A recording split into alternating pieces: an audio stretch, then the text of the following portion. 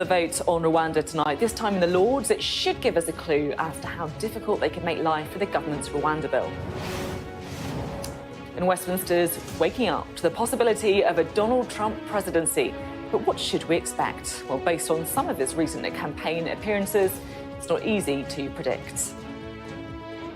All that and more with Andrea Jenkins and Caroline Flint. Start the show by saying something that I probably shouldn't, because honestly, I wasn't actually sure what I was going to talk to you about tonight, which is weird because this is an election year and both Rishi Sunak and Keir Starmer have been out and about today. So we had two leaders doing visits, out campaigning with no policy to accompany it. Nobody effectively seizing control of the agenda.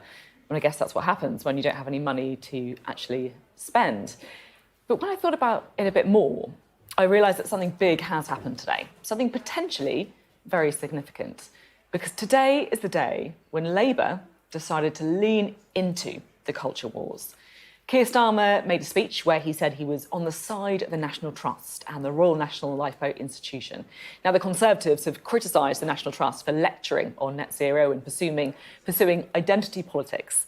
And Nigel Farage has accused the Royal National Lifeboat Institute of being, in his words, a migrant taxi service. Now, until now, it's felt like the Conservatives have been the ones trying to tempt Keir Starmer into a culture war and Labour trying to avoid it, maybe because of the backlash in some quarters to the picture of Keir Starmer taking the knee in support of Black Lives Matter. After that, it felt like Labour's policy on the culture wars was to dodge them. So what's changed? A more confident Labour Party with the courage of its convictions, a feeling in the leader's office that maybe voters are on the opposing side of the culture wars after all. Whatever the truth, it could make for a very interesting election campaign. Well, let's get more on this now. We can talk to our Deputy Political Editor, Sam Coates, who's been out and about with Rishi Sunak today. Sam, what's your kind of thoughts after being out with the Prime Minister?